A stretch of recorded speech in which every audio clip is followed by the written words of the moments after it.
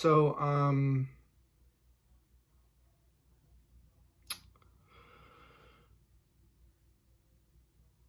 that definitely happened.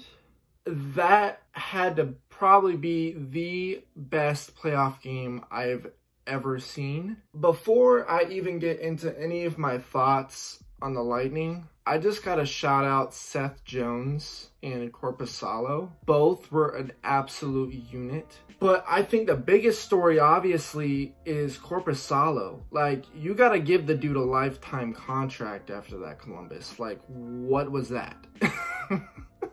That was the most impressive goaltending I've ever seen in a game, a single game, ever. So I was really impressed by the Gourde, Coleman, and Gaudreau line. People, I would say specifically, a lot of Lightning fans were not happy with the trades for Coleman and Gaudreau, specifically giving away 2 first-round picks to get both of them. I knew heading into this that it was justifiable. I really did, because both of those players and what they bring is what the Lightning needed. They needed more grit. When you add a player like Gaudreau and you add a player like Coleman, you're adding grit to your team. When they made those trades for Coleman and Gaudreau, I was fully on board. I really was. And this was honestly, I think, the biggest surprise, which I don't know if you guys noticed this either, was Bogosian. I understand his track record with Buffalo and so on and so forth and his bad defensive play, but when he was paired up with Hedman, he was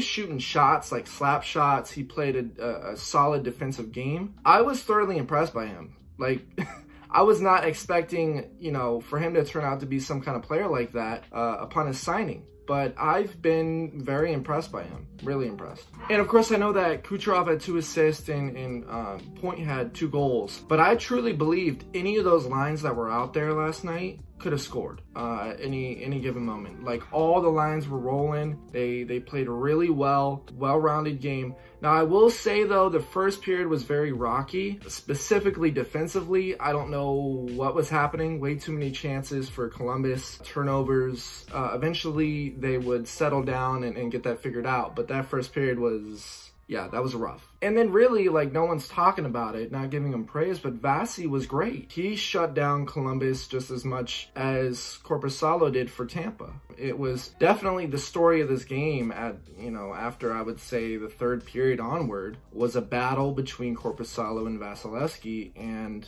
it was great. It was a classic goalie duel, plenty of action, and I loved every single second of it. And then I really wanted to wrap this video up with discussing Hedman. This is terrifying for Columbus, knowing that I think within the first several periods, maybe first 2 periods, he didn't really look like 100% Hedman, but he played really, really well. And if I were Columbus, that would be intimidating, because a healthy, even somewhat healthy Hedman is playing the way that he did last night. With all this being said, the Lightning, again, they cannot become complacent. They got game 1 under their belt. You're talking about a Tortorella coached Columbus team. Tortorella is not going to just keel over and die. His team's not going to keel over and die. And you saw that again in the play-in series with Columbus and Toronto. They fought back. They had that demoralizing loss in game 4. They shut Toronto down during game 5, the eliminating game. I expect no different coming into this next game, game 2. In fact, I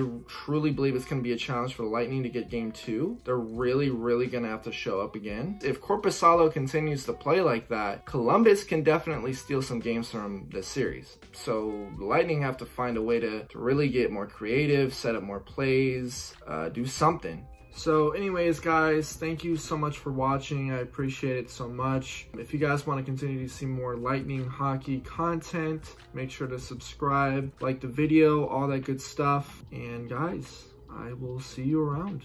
See ya.